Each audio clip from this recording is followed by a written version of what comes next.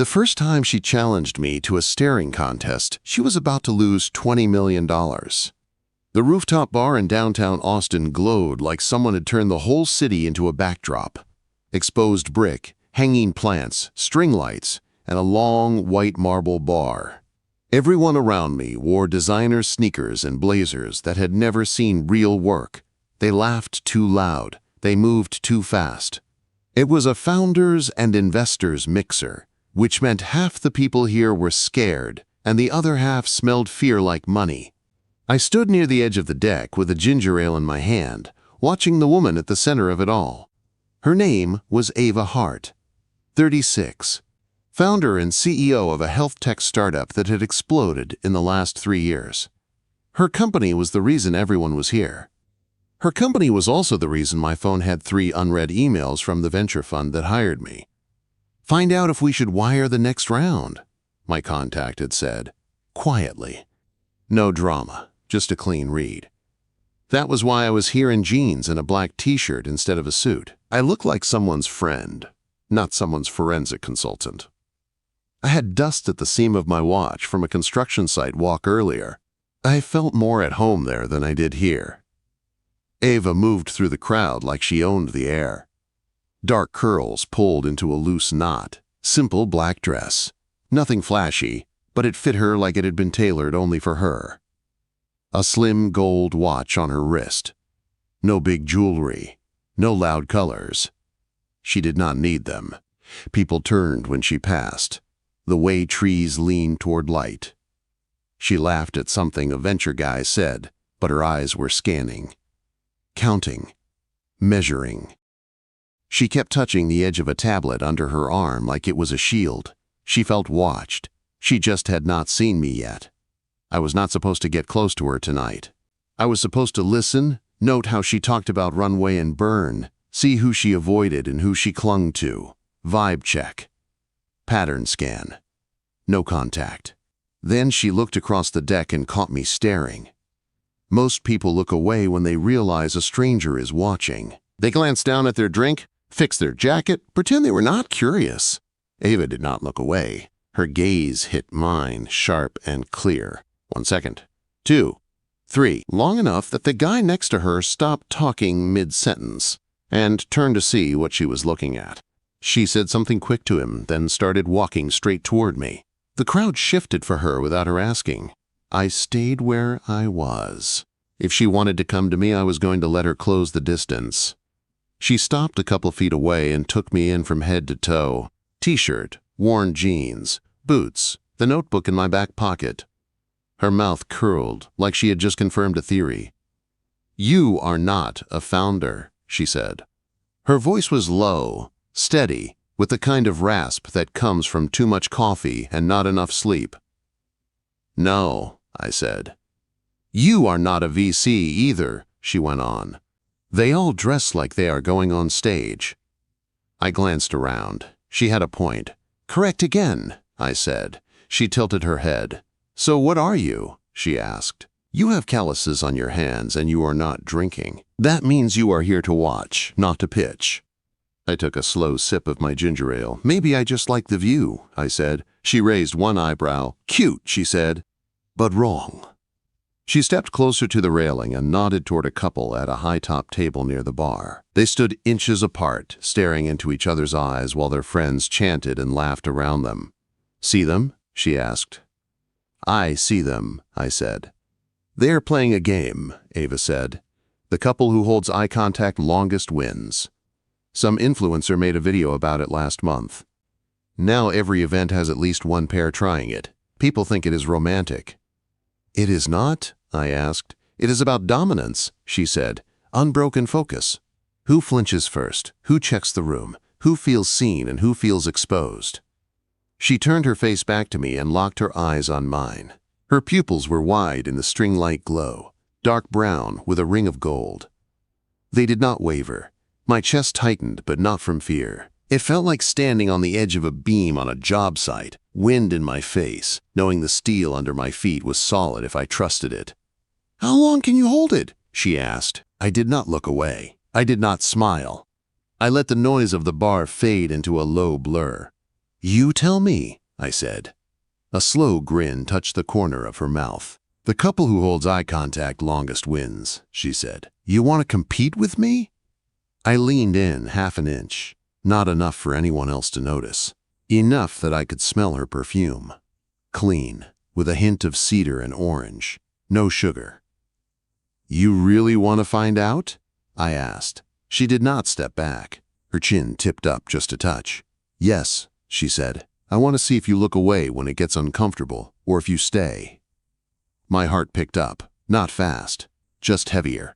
I had been brought in to assess her risk profile. She was trying to read mine. I set my glass on the rail and let my hands rest at my sides. Open, no crossed arms, no pockets. I gave her my full attention. Most people last 8 seconds, I said. 10 if they are stubborn. Then their eyes flick to the side, or their smile breaks, or they laugh to release the tension.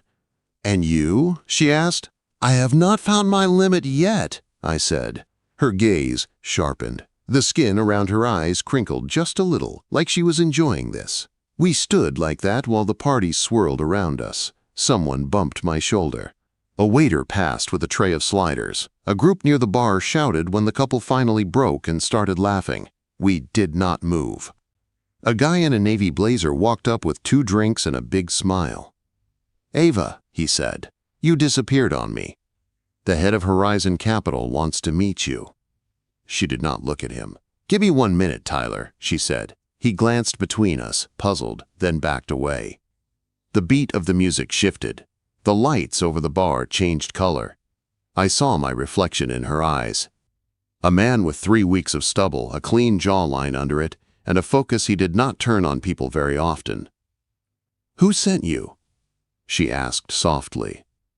That caught me off guard for half a second. Not enough to break.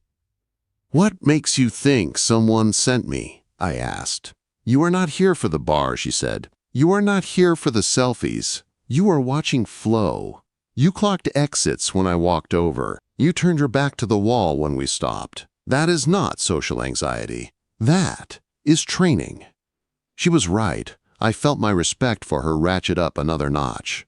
You answer first, I said. Who do you think I am? She studied me, and then her voice dropped even lower.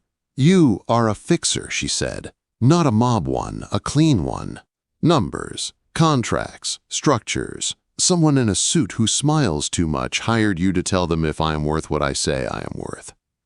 The air between us tightened. I had one rule in my work. Never lie when someone hits the truth dead on. You can dodge. You can stay quiet. But you do not say the wrong thing on purpose. It always comes back. You are not wrong, I said. For the first time, something in her eyes flickered. Not fear, not anger. Relief and disappointment mixed together. Good, she said. Then I do not have to waste time charming you. She finally blinked, once, on purpose. If we keep doing this, she said, I am going to forget why you are here. Maybe you should, I said, just for tonight. She smiled then, slow and real. What is your name? She asked. Nate, I said. Nathan Cole. Nathan, she repeated. I am Ava. And if you are going to crawl through my numbers tomorrow, I want to see you walk through the front door, not in hiding. I do not hide, I said. Prove it, she said. Heart Health. 9th floor, 8 in the morning. And if you are going to stare at me across a boardroom table, at least bring coffee. She stepped back, broke our line of sight, and the world rushed back in. Music, voices, the city below. One more thing, she added, turning her head so only I could hear. If you are here to decide if I win or lose, you should know something. What is that? I asked. I don't play games I plan to lose, she said. Then she walked away, heels clicking against the deck, already back in control of the room. My phone buzzed in my pocket. A text from the partner at the fund. How does she look? I watched Ava laugh with a group of founders, hand on her tablet, eyes still sharp. I typed back one word. Dangerous. Heart Health's office did not look like a place that was about to bleed out. It looked like a magazine spread. Floor-to-ceiling windows. concrete floors, plants in every corner. A big white heart sign on the far wall, standing desks, soft music, people in hoodies and headphones. I stepped off the elevator at 7:57 a.m. in the same black t-shirt and clean jeans, a dark jacket thrown on over it. I carried a laptop bag in one hand and a cardboard drink carrier in the other. 4 coffees, 1 for me, 3 for anyone who tried to block the door. The receptionist looked up and smiled. "Hi, welcome to Heart Health. Do you have a meeting?" she asked. "Nate Cole," I said. "Here for the audit review." The word audit pulled a small flinch out of her. It was quick, but I saw it. She checked her screen. "Oh," she said. "Yes. Please wait 1 moment." Before she could hit the phone, Ava's voice came from the glass wall of the corner office. "He is fine, Liv," she called. "Send him in." She was already in the conference room, blazer over a simple top, dark jeans, bare feet tucked under her on the chair. Her heels sat neatly to the side. A laptop was open in front of her. A stack of printed decks sat at her elbow. There were faint shadows under her eyes. "Morning," she said when I stepped in. I set the coffee tray down on the table. "You look like you slept 3 hours," I said. "I upgraded," she said. 3.5. I slid 1 cup toward her. "Black," I said. "No sugar." She arched an eyebrow. "You remember that from last night?" she asked. "I remember patterns," I said. "You do not strike me as a caramel syrup person." "God, no," she muttered, taking a sip. "If I wanted dessert, I would order dessert." She looked at the remaining cups. "Who are the other 2 for?" she asked. "Whoever tries to sit between us and the truth," I said. Her mouth curved. "You talk like this all the time?" she asked. "Only when I am awake," I said. She laughed once, then set her cup down and got serious. "Okay," she said. "House rules, quote." She slid a printed page across the table, 3 short lines in neat print. 1, ask me straight. 2, no surprises. 3, if you think I am lying, say it. I read them once, then again. "These are good," I said. "You showed up," she said. "You brought coffee. That earns you honesty. I can take a hard question faster than I can take someone smiling to my face while they type my funeral into a term sheet." I pulled my own yellow pad out and wrote 2 lines. 1, I document everything. 2, I work for the record, not for the story. I turned the pad so she could see. "So if you want to spin this later, you picked the wrong guy," I said. Her eyes ran over the words, then came up to my face. "Good," she said softly. "I am tired of spin." The door opened. A tall guy in a navy shirt and a buzz cut walked in, phone in hand. "This the numbers guy?" he asked. "Yeah," Ava said. "This is Nate. Nate, this is Mark, co-founder, COO. He hates everyone until they prove him wrong." "Same," I said. Mark snorted once. I slid a coffee toward him. "You take it black," I said. He looked surprised. "How did you know that?" he asked. "You look like you think cream is weak," I said. He hesitated, then picked up the cup. "Fair," he said. We sat. I opened my laptop and linked into the shared drive the fund had set up. The dashboard for Heart Health popped up. Charts, ratios, red and green lines. On paper, the company looked good. Revenue up. Users up. Burn high, but not outrageous. Cash runway tight, but survivable with the new round. The fund was not paying me to read the top sheet. They wanted the underside. "I am going to start with 3 things," I said. "Cash flow by month, vendor payments and contracts with hospitals." Ava nodded. "Liv can get you anything you need," she said. "We do not hide stuff in secret folders. You will see the mess fast enough." "Every startup has mess," I said. "What I care about is the kind of mess." I worked for an hour without much small talk. Mark answered hard questions about vendor terms. Ava filled in context. When she did not know an answer, she said so. No guessing, no fluff. I liked that. Around 10, the first real red flag flashed on my screen. A line item in the expense list. Engagement platform integration. $72,000 paid to a small LLC in Florida. No website. No past history. The description looked like something pulled from a buzzword generator. "What is this?" I asked, turning the laptop so they both could see. Ava frowned. "I have never seen that name," she said. Mark leaned in. "That is not one of ours," he said slowly. "It hit this quarter," I said, "right after your last round closed." Mark's jaw tensed. "Run the bank statement," he said. "Match the date." I pulled the statement. Same number, same day. Someone had paid $72,000 to a company that did not exist 6 months ago and called it integration. That would not kill the deal by itself, but it was enough to start a story if someone wanted it. "Who has authority to push this through?" I asked. "Finance lead," Ava said, "plus one officer, usually me or Mark." She slid her chair closer, shoulder almost touching mine as she reached for the mouse. "Pull the invoice," she said. I opened the file. The invoice was clean on the surface. Logo, address, net 30 terms. The signature at the bottom made my throat go tight. Approved by Ava Hart. She stared at her name like it had been carved into something without her consent. "I did not sign that," she said. "Are you sure?" Mark asked. She snapped her head toward him, her flashing for 1 second, then gone. "Very sure," she said. "I do not sign invoices in PDF." I signed through the system. I zoomed in on the scrawl. The signature was close, but not perfect. A little too careful. The loop on the H was wrong. But a board member skimming a packet would not notice. "This is enough to give my client nerves," I said. "If someone spins this as you siphoning money, it fits the wrong story."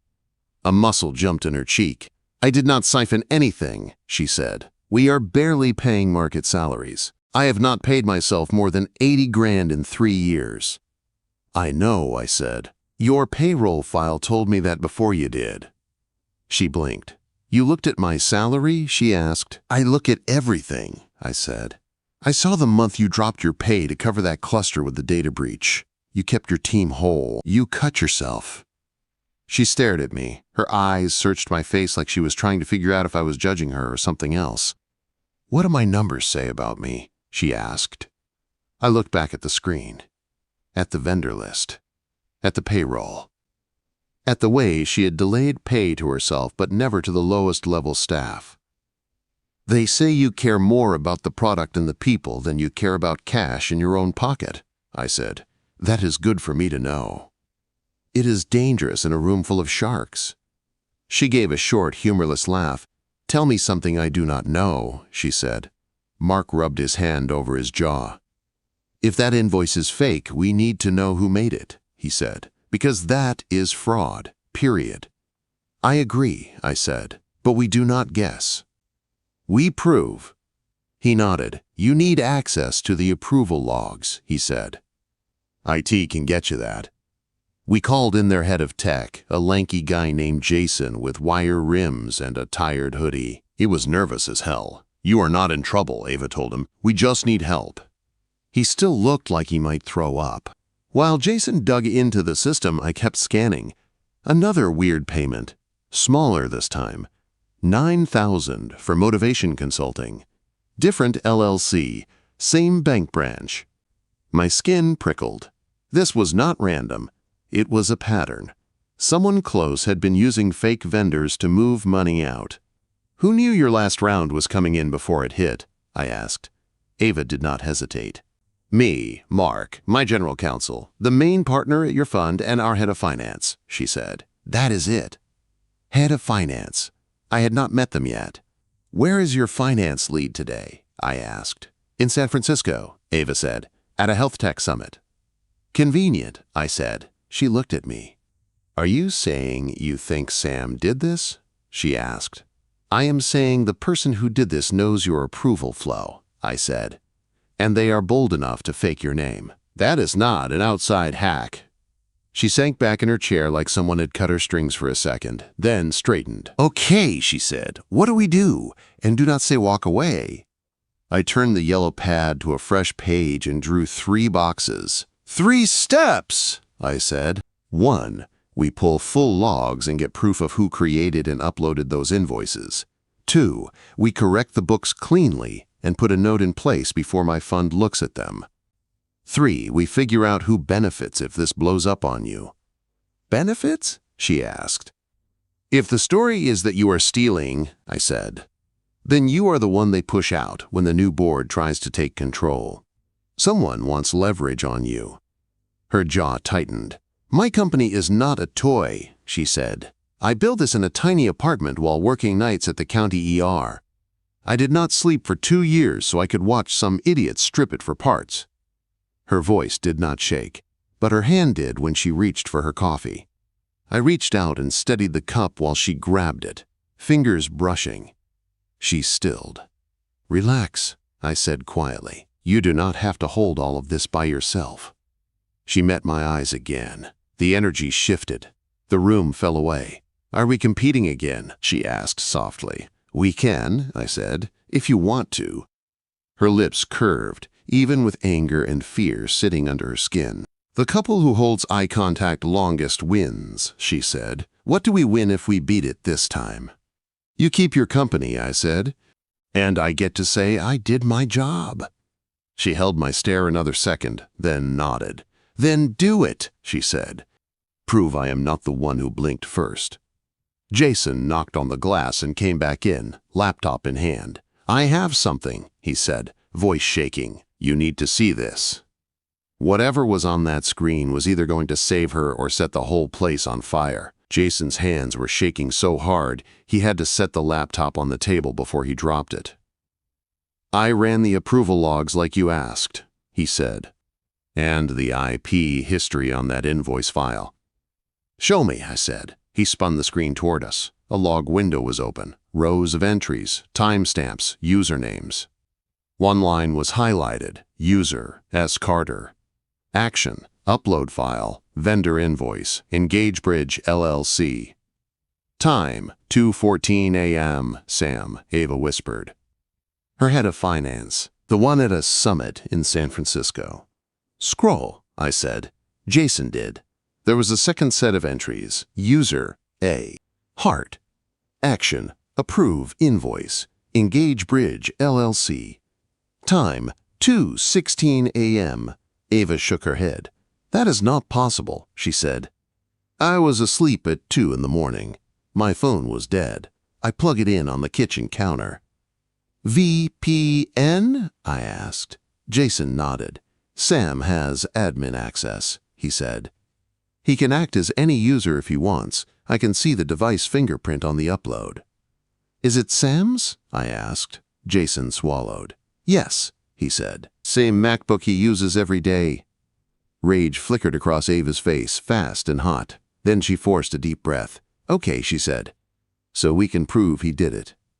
Not yet, I said. We can prove his machine did it. And that the system thinks you approved it 2 minutes later. She looked at me like she wanted more reassurance than that. I could not give it until I knew it was true. Run the logs for the second fake vendor, I said. The $9,000 one. Jason did. Same pattern, same user, same phantom approval from Ava's account. Why would he do this? Mark asked, voice low and tight. Incentives, I said. Someone offered him something. Money, equity, somewhere else. A safe exit if this place blows up. I looked at Ava. Who holds your note? I asked, on the last round. Her eyes hardened. Riverstone Capital, she said. Same fund that hired you. My shoulders went cold, not from surprise, from confirmation. I pulled my phone out and opened the email from last week. The partner's message was still there. Get under the hood.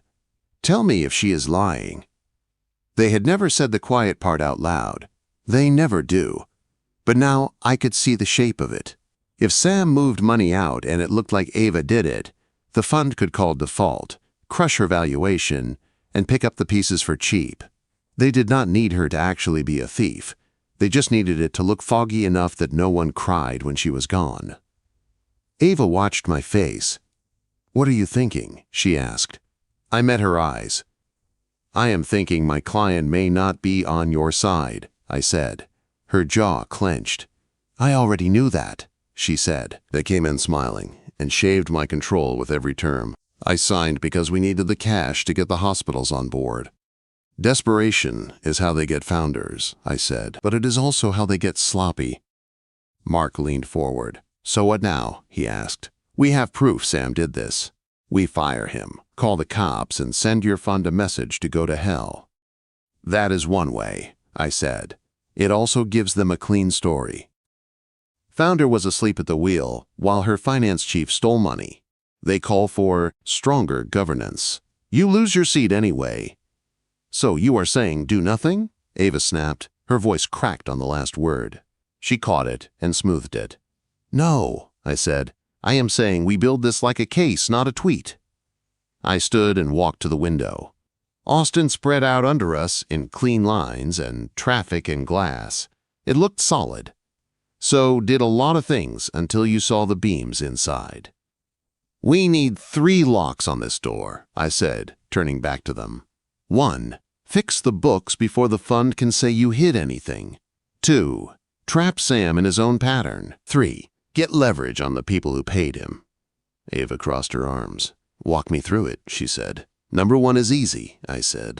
We reclassify those payments as fraudulent, correct the ledger, and add a memo that the CEO discovered and reported them. You sign. Mark signs. Your counsel signs. Date stamped. That takes away the undisclosed liability angle. That makes me look asleep, she said. Not if we do it today, I said. And attach the logs that show Sam's device faking your approval. She frowned. And number 2, she asked. Number 2 is where you stare, not blink, I said.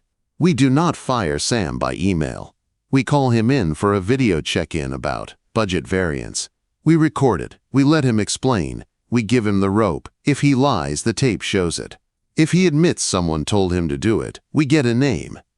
Ava's lips parted. You want to bait him, she said. I want him to show us his eyes when he lies, I said. She stared at me for a long moment. And number 3? She asked. Leverage. Number 3, I handle, I said. I know how Riverstone writes its side letters. I know who else they have squeezed. Her eyes sharpened. You have done this before, she said. I have seen it before, I said. This time I am not looking away. We sat back down. Ava picked up her pen. Her hand was still shaking slightly. She set it down and flexed her fingers. Look at me, I said quietly. It surprised her, but she did it. Our eyes locked again. The noise of the office faded out. It was just her and me across the table. The couple who holds eye contact longest wins, she said. This is not a couple, I said. This is a team. Her mouth curved, even now. What do we win if we hold it this time? She asked. You keep the company in your hands, I said. And I walk away with a clean conscience for once. She studied my face. Do you always talk like you are making vows? She asked. Only when it matters, I said. Her shoulders eased a notch. Okay, she said. Let us call Sam. Jason set up the video call on the big screen. Sam's face popped up from some hotel desk. Crisp shirt. Hotel art behind him. He smiled like he was just happy to be included. Ava, Mark, he said, what is up? I am about to head into a panel. This will be quick, Ava said. Her voice was cool. We just want to review a couple of vendor payments. I stayed out of frame. Jason sat off to the side, pretending to check his laptop but really monitoring the logs. Ava pulled up the first invoice on the screen share. Engage Bridge, LLC, she said. Tell me about this. Sam's eyes flicked to the file. Oh, he said. Yeah, that is one of the micro-engagement tools we trialed. I sent you the deck. No, you did not, Ava said, and I do not remember approving this. Sam's smile tightened. You did, he said. We talked about it after that late board call. You were wiped. I told you I would handle the paperwork. You signed it on your tablet. Ava's jaw flexed. Nate is right, I thought. He knows the story we might believe. She kept her tone even. And the second vendor? She asked. Motivate Now, LLC? Same thing, Sam said. Small burn, all within budget. Jason sent me a message on my laptop. He is logged into the system now, trying to edit the invoice. Got you, I thought. Ava leaned forward. Sam, she said, look at me. He did. The screen froze on his face for a second. The couple who holds eye contact longest wins, she said quietly. He blinked, confused. What? He asked. You and me, she said. If you are lying to my face right now, you are losing more than this job. His throat bobbed. Ava, I would never screw you, he said. We are on the same side here. My phone buzzed with another message from Jason. He just tried to scrub the log. I blocked it and mirrored it. We had him. Ava sat back. Okay, she said. Enjoy your panel. She clicked off before he could answer. The room fell very still. You just let him go? Mark exploded. For now, I said. We have what we need. If we had accused him on camera, he would have gone to Riverstone first and spun his own story. Now we send the logs to your lawyer and mine. Ava's eyes were still on the blank screen where Sam's face had been. I hate this, she said quietly. I know, I said. She turned to me. Do you trust me? She asked suddenly. It hit me harder than I expected. She had every reason not to trust anyone in my position. I had been hired to be her judge. I did not look away. Yes, I said. I trust you. Something in her eased at that, like a knot finally coming undone. Then I am going to ask you something insane, she said. Go ahead, I said. Riverstone is hosting a founders' dinner tonight at the Driskill, she said. It is off the record. No media. Just partners and portfolio CEOs. I was going to skip it. And now? I asked. Now I want to walk in with my head up, she said. And I want you there. As what? I asked. Your auditor? Your +1? She held my gaze, unflinching. As the one person in that room who was already seen under the floorboards, she said, and did not run. My heart pounded once, hard. The couple who holds eye contact longest wins, she had said. I did not know what we were yet, but I knew one thing. I was not looking away. The Driskill looked like the kind of place that had seen 100 quiet deals and twice as many broken promises. High ceilings, old wood, chandeliers, deep red carpet. The kind of lobby where rich men lowered their voices and staff pretended not to hear. Ava met me on the sidewalk. Black dress again, but different this time. Simpler. Stronger. Her hair was down over her shoulders. No jewelry except her watch. You do not have to do this, she said as I fell into step beside her. I already did, I said. 2 hours earlier I had sent everything. The logs, the fake invoices, the proof that Sam used Ava's account, a clean memo on the correction. Copies went to Riverstone's compliance officer, their general counsel, and the firm's 2 biggest limited partners. I copied Ava's lawyer and our contact at the state regulator. I had done it by the book. No speeches. Just facts. Riverstone could not bury this now without leaving a trail. Inside the hotel, a staffer checked our names and pointed us toward a private dining room. Voices spilled out before we even reached the door. Laughter. Glasses. The hum of people who think they are safe. Ava paused with her hand on the handle. You ready? She asked. You? I asked back. She gave a small smile. The couple who holds eye contact longest wins, she said. Then stay with me, I said. We went in together. The founders' dinner was a long table with white linens and too many forks. Partners from Riverstone sat scattered among CEOs like kings and their knights. At the far end, under a painting of a long-forgotten cattle scene, sat Derek Lang, senior partner, my client, the man who had texted me to dig under Ava's skin. He saw us and smiled, all teeth. Ava, he called, glad you made it, and you brought your little shadow. I kept my pace steady, a couple heads turned. Some of the founders had seen the same rumors we had. I could feel the curiosity in the room scratching at her like sand. We took 2 seats halfway down the table. Derek lifted his wine glass. Before we eat, he said, I want to toast heart health. Every eye turned to Ava. "Building a company like this takes guts," he said. "Takes trust, and with trust comes risk. Sometimes mistakes happen. We just hope the people we back are honest enough to own them." Nice, I thought. Soft public threat. Ava's face stayed neutral. Only her hand under the table was tight around her napkin. Derek's gaze slid to me.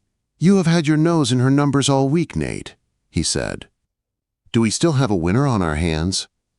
The room went quiet. He thought I would dodge, or say something vague, give him cover.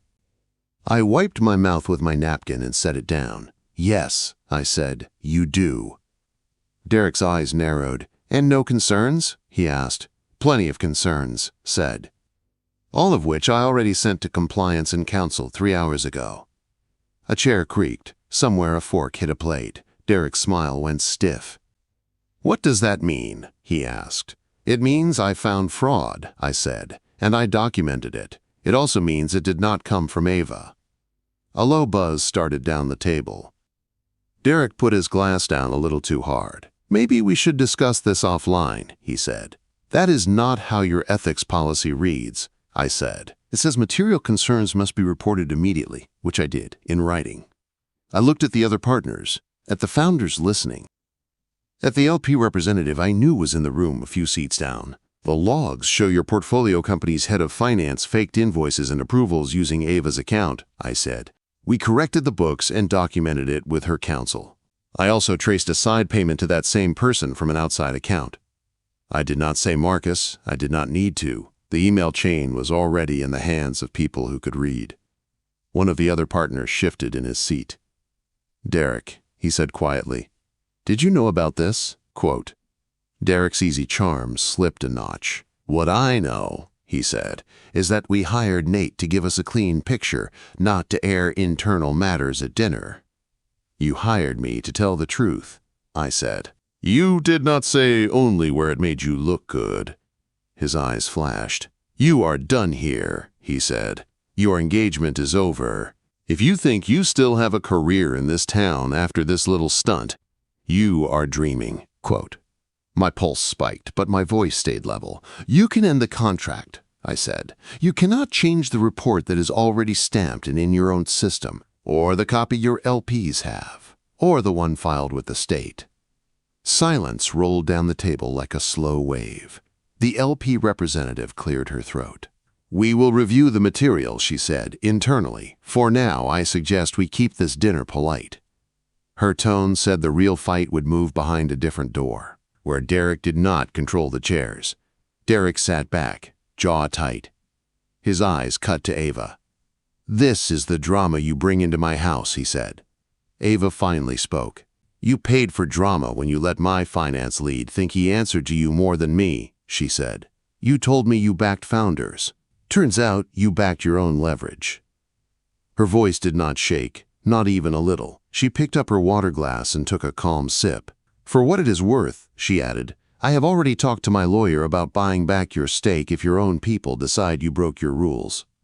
A couple founders looked at her with new respect. Not pity, respect. Dinner went on, but the tone shifted. No one made more jokes about runway or burn. People asked real questions. About control, about terms, about how many times a partner could call mistake before it was a pattern. Derek kept quiet. His phone buzzed twice. He checked it once, face hardening. The second time, he stood up and left the room. He did not come back. An hour later, plates were cleared. People split into groups. Some made fast excuses and left. The LP representative shook Ava's hand and said, "We will talk," in a way that sounded like a promise, not a threat. When the room finally thinned out, it was just me and Ava standing near the old piano by the window. Austin's lights glowed outside. The hotel bar noise drifted in from the next room. Ava exhaled long and slow. "I think I am shaking," she said. "Your hands are steady," I said. She looked down at them like she needed to check. "I thought you were going to play it safe," she said. "Stay neutral. Send a quiet email and let them do what they always do." "I did send the email," I said, "but I was done watching from the wall."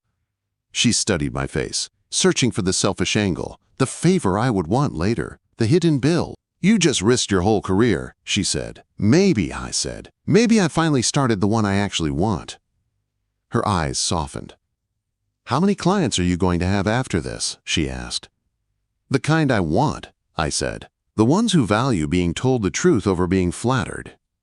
Her mouth tilted up. You know that sounds like a line, right? She said. It is not, I said. I am bad at lines. She stepped closer. We were standing so near that I could feel the warmth coming off her, even in the cool hotel air. The couple who holds eye contact longest wins, she said. What do we win tonight?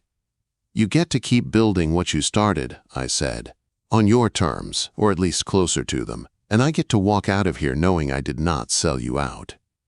She took one more step, closing the last bit of space. You keep saying, you and I, she said. What about we? Quote. My throat went dry. What are you asking, Ava? I said. I am asking if this ends when the report is filed, she said, or if you want to see what happens when we are not pretending this is just business. Her eyes held mine. No games now. No power test. Just a clean question with a lot of weight behind it. I did not look away. I want to see, I said. I want to try this when it is not tied to a term sheet or a crisis. I want to know what it feels like when we are not standing in front of a fire. Her breath hitched once. Do you trust me? She asked. Yes, I said. Do you trust me? She nodded. I did not think I would, she said. Not with someone who is paid to judge me, but you looked under every floorboard and did not walk away. That counts for something. She lifted her hand, slow and sure, and set her fingers against my jaw. Light at first, then firmer. Claim and question in one touch. Last chance to blink, Nate, she said. I told you, I said. I have not found my limit yet. I bent my head. She rose on her toes so our mouths met halfway. The kiss was not soft. It was not wild, either. It was steady, certain, the way you set a beam when you know the posts are strong enough. Her hand slid to the back of my neck.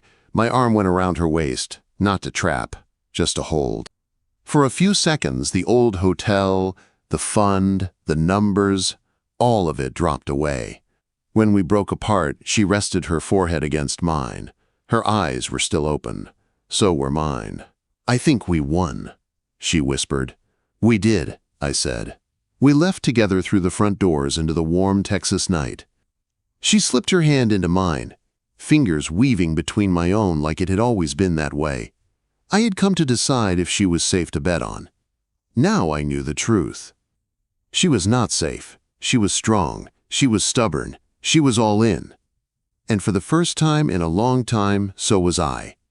The couple who holds eye contact longest wins. Standing there on the sidewalk with her, I finally understood something simple. Winning was not about dominance. It was about choosing someone you trusted enough to keep looking at you when everything else tried to pull their eyes away. And I was not about to look away from her.